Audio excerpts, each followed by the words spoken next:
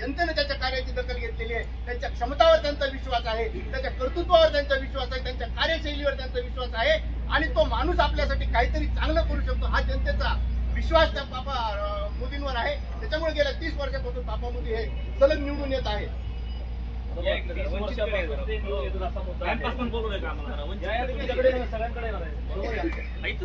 थोडं व्यवस्थित सगळ्या गोष्टी अंबाजोगाईचा विकासाचा विजन हा मुद्दा आहे. आपण समोर या समोरच आहे. आता मुद्दा आहे की ते म्हणतात की 30 वर्ष ते वारंवार जनता विश्वास ठेवत आहे आणि त्यामुळेच पुन्हा त्यांना निवडून दिला हा जनतेचा विश्वास. 30 वर्ष त्यांना निवडून दिलं मुंदडाला पण शहरानं काय मग त्यांच्यावरती ती टीका का करते ती पण सक्षम असतील ना. हो डॉक्टर साहेब काय तरी माझं या ठिकाणी एक म्हणणं आहे ती जाऊ दे बाकीचा विषय नाही. या ठिकाणी माझं तुमच्या माध्यमातून एक शेवटचं कळकळीचं आव्हान आहे जनतेला की यापुढं शहराचा विकास करायचा असेल तर एकनाथराव शिंदे साहेब जे की या महाराष्ट्र राज्याचे नगरविकास मंत्री आहेत त्यांच्या माध्यमातून या शहराचा मोठा विकास होऊ शकतो. त्याचप्रमाणे लाडकी बहीण जी काही लाडकी बहिणीच्या माध्यमातून माझ्या माता भगिनींना जे काही फुलाची पाके देण्याचा प्रयत्न शिंदे साहेबांनी केला आहे त्याची परतफेड करण्याची वेळ या ठिकाणी भगिनींवर आली आहे. भगिनींनी आमच्या सर्व उमेदवारांना आशीर्वाद द्यावा एवढीच या ठिकाणी विनंती करतो. ठीक आहे, मुद्दे बरेच आहेत. आपण समोर या आपल्याला वंचित बहुजन आघाडीची भूमिका काय समजून घेऊयात. आगामी काळात अंबाजोगाईमध्ये नेमकं काय काम करायचं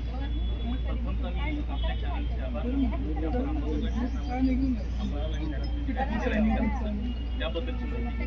मुळात 2017 ते 2022चा जो नगर परिषदचा कालावधी होता या कालावधीमध्ये काँग्रेसचा अंबाजोगाई शहराचा नगराध्यक्ष असताना अंबाजोगाई शहरामध्ये डॉक्टर बाबासाहेब आंबेडकरांच्या नावाचं ग्रंथालय या ठिकाणी सुरू केलं. अंबाजोगाई शहरामध्ये सावरकर चौकामध्ये त्यांच्या डॉक्टर बाबासाहेब आंबेडकरांच्या नावानं कॉम्प्लेक्स उभा केलं आणि आम्ही या ठिकाणी मी पवार साहेबांचा कार्यकर्ता म्हणून पवार साहेबांनी ज्या पद्धतीनं शाहू फुले आंबेडकरांची विचारधारा घेऊन या महाराष्ट्रामध्ये काम केलं, समाजकारणात राजकारणात काम केलं, त्याचा कार्यकर्ता म्हणून मला अभिमान आहे की तोच विचार घेऊन या अंबाजोगाई शहरामध्ये केज मतदारसंघामध्ये काम करत आहे. येणाऱ्या काळामध्ये जे काही सर्वसामान्यांचे प्रश्न आहेत साध्या राशन कार्डसाठी पण मी तहसीलमध्ये जाऊन त्यांना राशन कार्ड मिळवून देण्यासाठी काम करतो. श्रावणबाळ संजय गांधी निराधार योजना लाडकी बहीणचा विषय निघाला त्याच्यासाठी KYCच्या संदर्भात असेल किंवा जे बांधकाम कामगार आहेत त्यांच्यासाठीच्या योजनेच्या संदर्भात असेल ज्या छोट्या छोट्या योजना ज्या सर्वसामान्य गोरगरिबांच्यासाठी आवश्यक आहे त्या सर्व करण्यासाठी त्या ठिकाणी काम केलं. नगराध्यक्ष असताना अंबाजोगाई शहरामध्ये अनेक दुकान केंद्र उभा केली. यशवंतराव चव्हाण चौक असेल, डॉक्टर बाबासाहेब आंबेडकर त्या ठिकाणी कॉम्प्लेक्स असेल, शिवाजी महाराज चौकामध्ये असेल, दवाखान्याच्या परिसरामध्ये असेल सर्व जे दुकान किंवा नगरपालिकेच्या समोरचे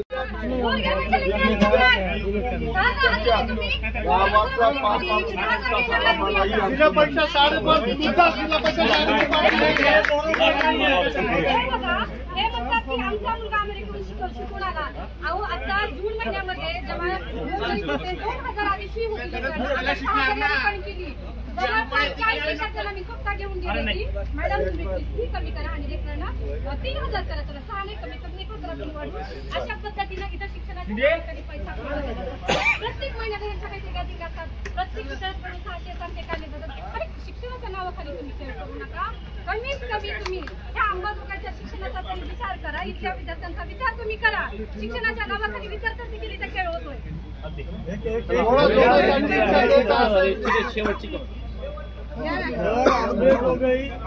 5 वर्षाच्या कार्यकाळामध्ये सत्ता होती म्हणजे विकास करण्यासाठी यांना कुठले गतिरोधक करते हे वंचित बहुजन आघाडीला माहिती नाही. 2022चा कालावधीच्या पूर्वी 2020 पासून वारंवार आम्ही महिलांच्या भटकासाठी नगर परिषदमध्ये एक सफाई कर्मचारी काम करत असताना कोविडच्या कालावधीमध्ये पावली. त्या मयत पावल्या कंत्राटी कर्मचाऱ्याची जबाबदारी घ्यायला ना काँग्रेस तयार होतं, ना राष्ट्रवादी तयार होती, ना भाजपा तयार होती. हे तिन्ही जे सत्ताधारी होते या तिघांना मिळून तिची जबाबदारी सोडली होती. त्या महिलेच्या बाबतीमध्ये वंचित बहुजन आघाडी हायकोर्टापर्यंत गेलेली आहे. दुसरा विषय असा आहे जो काही कोरोनाचा कालावधी होता त्या कोरोनाच्या कालावधीमध्ये जे काही भ्रष्टाचार झाले त्याचंही कळवळ नाही. पक्षाचा घोटाळा असेल किंवा नाल्यांचा जो विषय आहे पाण्याचा म्हणजे आम्ही वंचित बहुजन आघाडी आत्ता सत्तेत येण्यासाठी आम्ही निवडणूक लढवत आहोत. यापूर्वी हे तिन्ही पक्ष सत्तेत होते. या तिन्ही पक्षानं सत्तेमध्ये असताना रोजगाराचे प्रश्न असेल किंवा स्वच्छतेचे प्रश्न असतील किंवा आरोग्याचे प्रश्न असतील या कुठल्याही प्रश्नाचे जे सोडवले नाही. म्हणून आज घडीला त्यांच्यावरती वेळ अशी आली की त्यांना त्यांचं पक्षाचं चिन्ह सोडून एक आघाडी करून लढावं लागत आहे. मुळात सर्वात महत्वाचा विषय म्हणजे की त्यांना त्यांच्या स्वतःच्या नेतृत्वावर विश्वास नाहीये की बाबा एखादा जर कार्यकर्ता आपण तयार केला त्या कार्यकर्त्याला ती उमेदवारी देऊ शकत नाही का, तर तो कार्यकर्ता निवडून येईल का नाही याची गॅरंटी नाही. म्हणून ते स्वतः उमेदवार आहे. 25 आणि वर्ष सत्ता भोगलेले माजी सत्ताधारी 35 वर्ष मंत्री राहिले, कॅबिनेट मंत्री राहिले, आरोग्य मंत्री राहिले, त्यांनाही त्यांच्यावरती विश्वास नाही की दुसऱ्या कार्यकर्त्याला आपण एखाद्या उभ्या जर केलं या निवडणुकीमध्ये पक्षाच्या चिन्हावरती तर ते निवडून येतील. म्हणून ते मध्ये एक माजी आमदार आहेत 25 वर्षाच्या कालावधीमध्ये स्वतःच्या प्रभागामध्ये 5 कार्यकर्ते तयार करू शकले नाहीत. ते आमदार राहिलेली व्यक्ती आज नगर परिषदेमध्ये नगरसेवक पदासाठी दारोदार येत आहेत. ही शोकांतिका आहे. जर आमदार राहिलेला माणूस विकास करू शकत नाही आणि नगर परिषदला येऊन त्यांना मतदान मागायची वेळ येते म्हणजे त्यांना विकास केला की नाही आपण सांगा. बरं चला मुद्दा लक्षात आला आपल्याकडे येतोय तर लाडकी बहीण संदर्भात आपला पुढे या चला आपला कुठला मुद्दा आहे? लाडक्या बहिणीच्या संदर्भामध्ये मला एक सांगायचं आहे की लाडक्या बहिणीला ज्या वेळेला पैसे दिले लाडक्या बहिणीने तुमच्या हातात सत्ता दिली, राज्याची सत्ता दिली. आता त्याचं बेनिफिट या नगरपालिकाची निवडणूक घेण्याचं काहीही कारण नाही. त्याच्यामुळे लाडक्या बहिणीचं कोणी भांडवल करू नये कारण लाडक्या बहिणीच्या बदल्यात तुम्हाला राज्यामध्ये सत्ता दिलेली आहे. लाडक्या बहिणीचे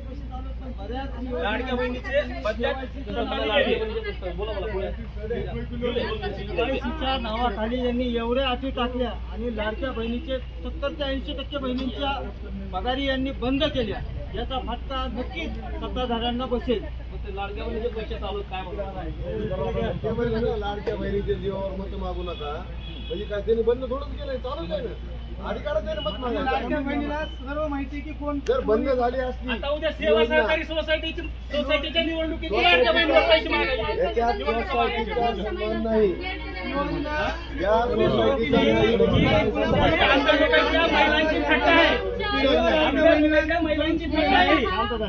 लाडक्या बहिणीच्या जीवावरती मत मागायची असते अंबेजोगाईतल्या नगरीतल्या राहणाऱ्या महिलांची थट्टा आहे. मतासाठी आम्ही ह्या सगळ्या गोष्टी केल्या. स्वतः अजित पवार बोललेले आहेत गेल्या महिन्यातली तुम्ही तारीख 19 तारखेला अजित पवार ज्या पद्धतीने विश्वासघात काय चालूच ना पैसे विश्वासघात कसा म्हणता येईल. जर विश्वासघात म्हणजे देत होते तो म्हणजे नाही दिलं त्यांच्यासारख्या विकास करतो म्हणजे नाही केला ही विश्वासघात झाला ना आंबेजोगाईचा. पैसे तर चालू आहे. आज आम्ही फिरतो सगळे करतात सगळ्या महिलांमध्ये आता 1 तारखेला आताच 1 तारखेला पैसे पडले. चला महिलांच्या मताचा खेळ सुरू अशावर होत आहे. बरेच मुद्दे आहेत. अंबेजोगाईचं बोला. मैं अजीज बेगर बोल रहा बोला. गए 30-40 साल से सत्ता में रहने वाले मेरे दोस्त नंदकिशोर मुंद्रा, माता सेठ सब दोस्त हैं, सब अपने ही हैं, लेकिन खुद का विकास करने में ज्यादा वक्त देते हैं. ये गलत बात. शहर का विकास कीजिए. जनता भी तुम्हारी है, हम भी तुम्हारे हैं. और नंदू सेठ के घर को बैठ जाना चाहिए. उम्र हो चुकी है, बहुत कुछ किए हैं सेवा उन्होंने. अब वो उनसे होता नहीं है तो मेरी अदबन गुजारिश है कि वो थक गए हैं और सब लोगों ने उनको रहम करना चाहिए. उनको घर को बिठा देना. महत्वाचा प्रश्न आता इकडे येतो जरा. आता वयाचा उल्लेख झालाय संपलेले आहे घेतो का वयाचा उल्लेख येतो. शरद पवार त्यांच्या वयाचा इथे उल्लेख आहे. जर वयानुसार राजकारणात त्यांनी आता मार्गदर्शकाच्या भूमिकेत आहेत. राजकारणामध्ये आता ते मार्गदर्शकाच्या भीष्माचार्याच्या भूमिकेमध्ये आलेले आहेत. ते कुठं रणांगणात तुम्हाला दिसणार नाही.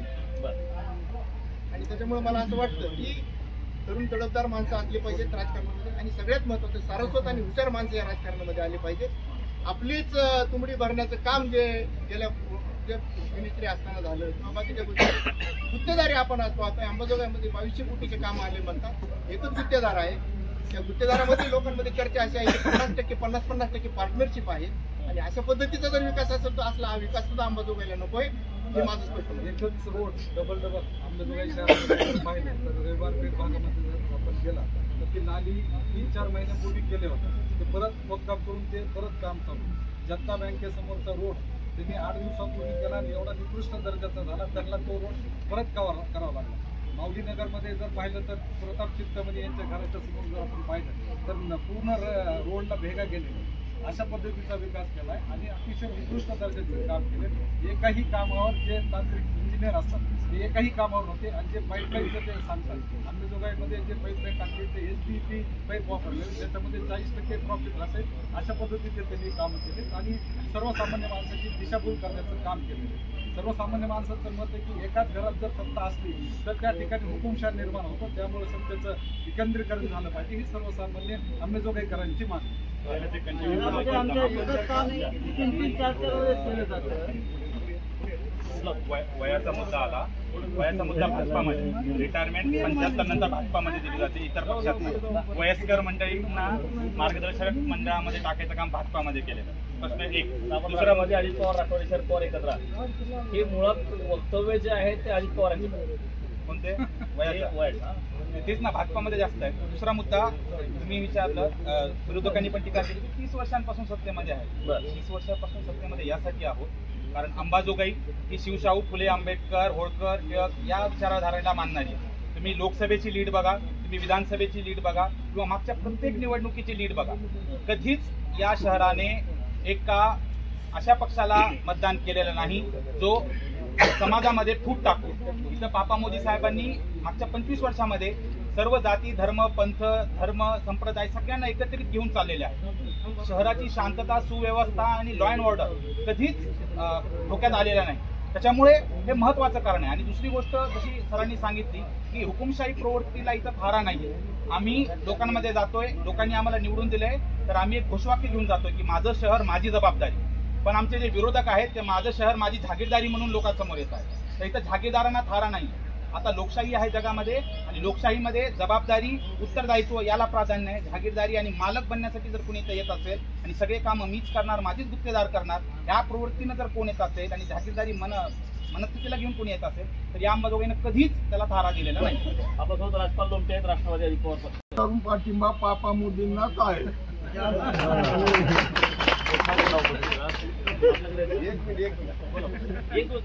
राष्ट्रवादी कांग्रेस एक है.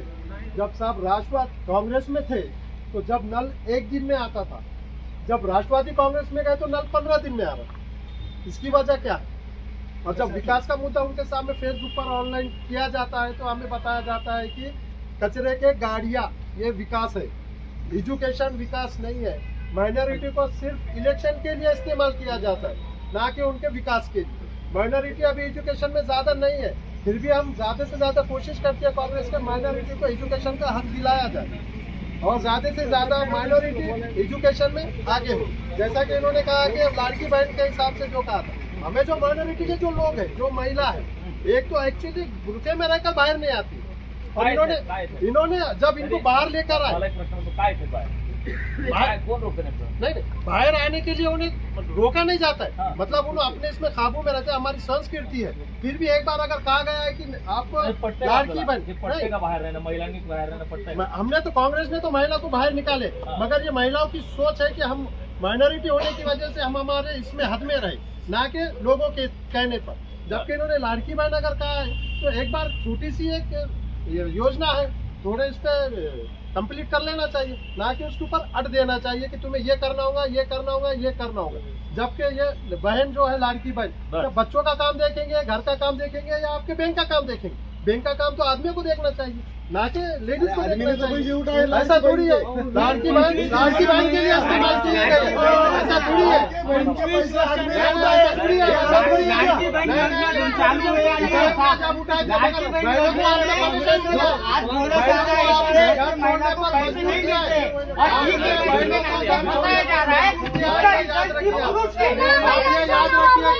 बहनों को अपने मजबूर किया है घर से बाहर आने के लिए और लाइन में खड़े बहनों पर खड़े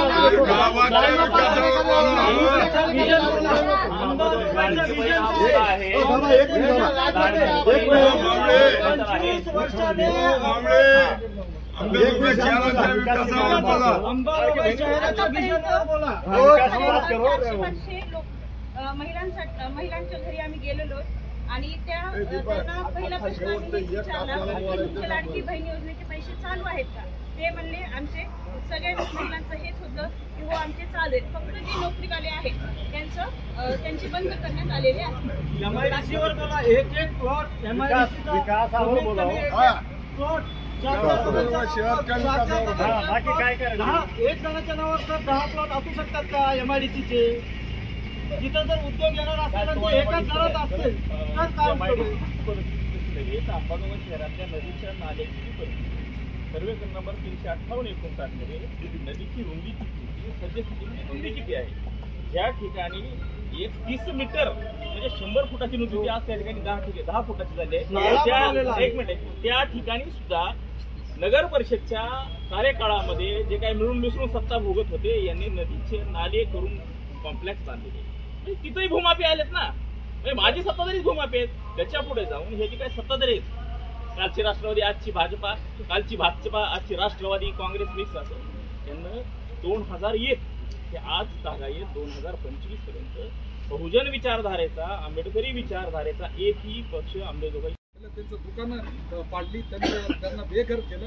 अशा पद्धतीची सत्ता, त्याचा सत्तेचा दुरुपयोग आमदाराच्या माध्यमातून त्यांचे सासरे असतील, त्यांचे पती असतील ते करत असतील. त्यामुळे अंबाजोगाईकरांना त्या ठिकाणी भय वाटतं की असा जर माणूस या ठिकाणी सत्तेवर जर बसला तर भीक नको पण कुत्रावर असे म्हणण्याची सर्वसामान्य लोकांना वेळ घेऊन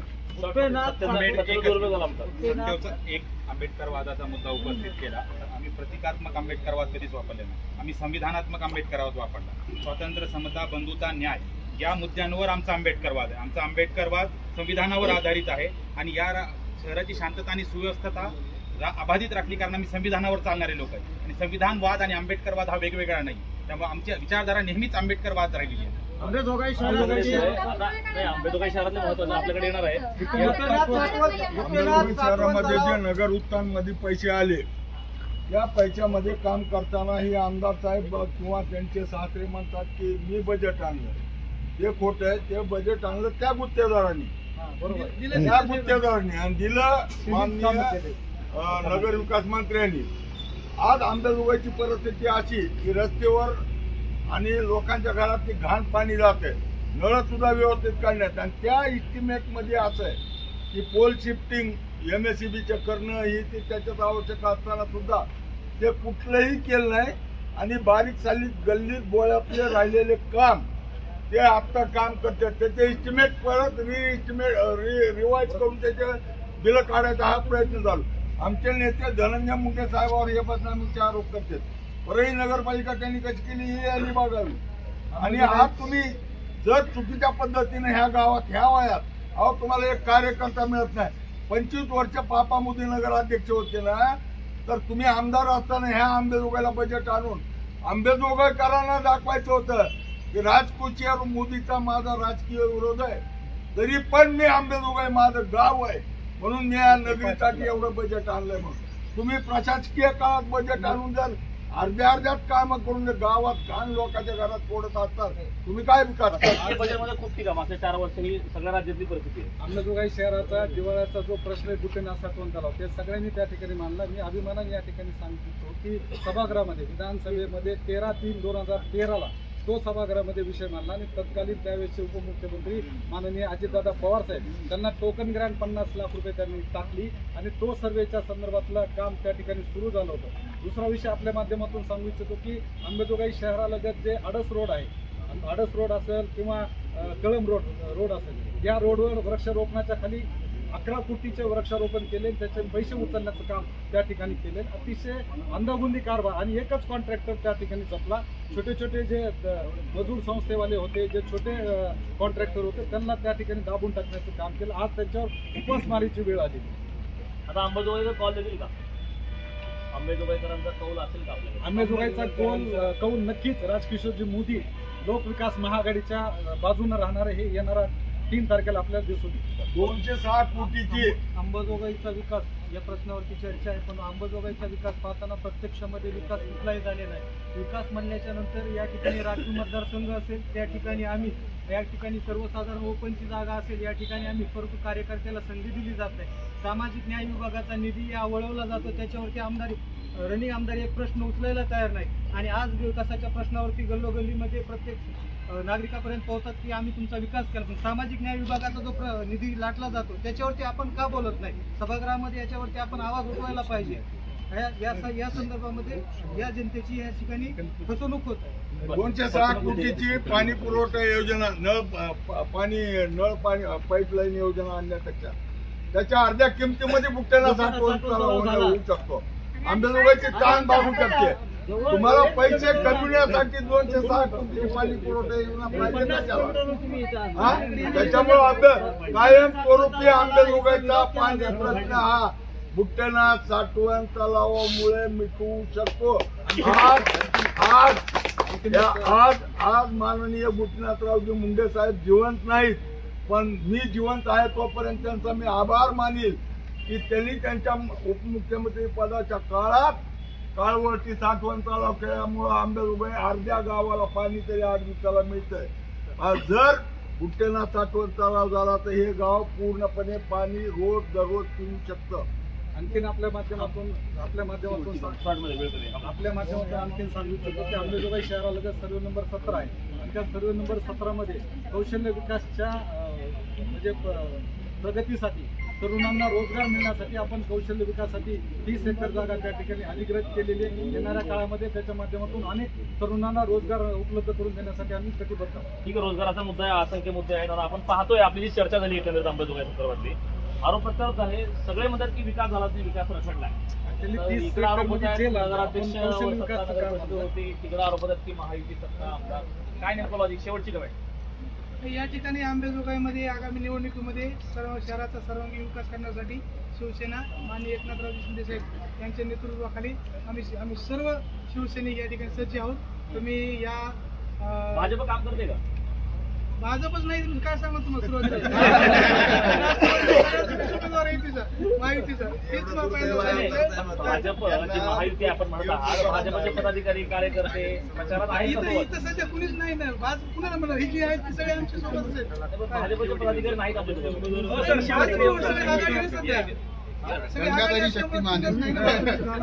तर या ठिकाणी या सर्व जनतेला माध्यमातून कळकळीची विनंती आहे की सर्वांनी लाडक्या बहिणींनी आम्हाला कौल द्यावा आणि शहराचा विकास करावा. लाडक्या बहिणी राज्यभरात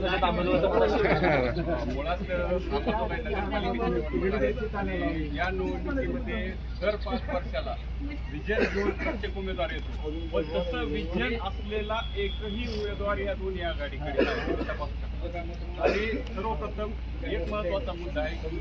गेल्या 35 वर्षामध्ये आमदार मोदी मुंदडा घराणं होतं आणि शहरावर मोदी घराण्याची सत्ता होती. जर ह्याचं या 35 वर्षात 60 लोट चाललेलं आहे. आता कुठंतरी ह्यांचे भांडणं लागले नागा मुक्तचे म्हणून कुठंतरी हे बाकीच्या संधी मिळाले. तर विकासाच्या मुद्द्यावर लढणारे ही सगळे सोंगाडे नगरपालिका निवडणूक झाली की पुन्हा ह्यांचे खिसे भरण्याचं काम करणार आहे. पालिकेच्या वतीने मंजूर करण्यात आलेली शवदाहिनी कुठं आहे हे तरी विचारलं पाहिजे. दलित वस्त्या सोडून सगळीकडेच विकास झाला आहे, फक्त दलित वस्त्यामधील विकास झाला नाही. जर तुम्हाला बघायचा असेल विकास तर प्रत्येक अंबाजोगाई शहरात प्रत्येक दलित वस्त्यात जाऊन तुम्ही लाईव्ह विकास बघू शकता. अंबाजोगाई नगरपालिकेच्या वतीने कोट्यावधीच्या वाहनांची खरेदी करण्यात आली. रस्त्यावर झाडू मारण्यासाठी एक अद्ययावत मशीन खरेदी केली. ती मशीन आज धूळ खात गोडाऊन नगरपालिकेच्या सर्वे नंबर 17 मध्ये पडून आहे. एवढे कोट्यावधी रुपये आपण खर्च करून विविध प्रकारच्या मशिनरी आणल्या आणि त्या धूळ खात 2 वर्षांनी उद्घाटनाविना उद्घाटनाविना कमीत कमी 2 कोटीच्या मशिनरी तिथं धूळ खात पडून आहेत. याचा जबाबदार कोण आहे?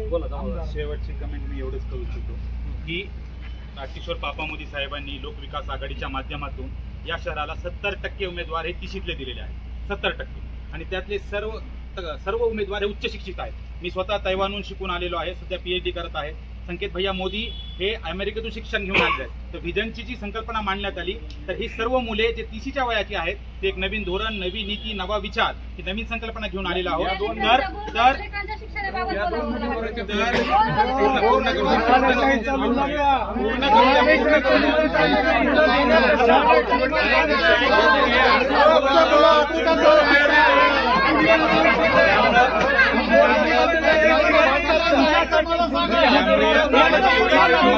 विनंती आहे चेहऱ्यामध्ये आपल्यासमोर आलेले आहेत त्यांना ओळखा. गंगाधर ही शक्तिमान आहे आणि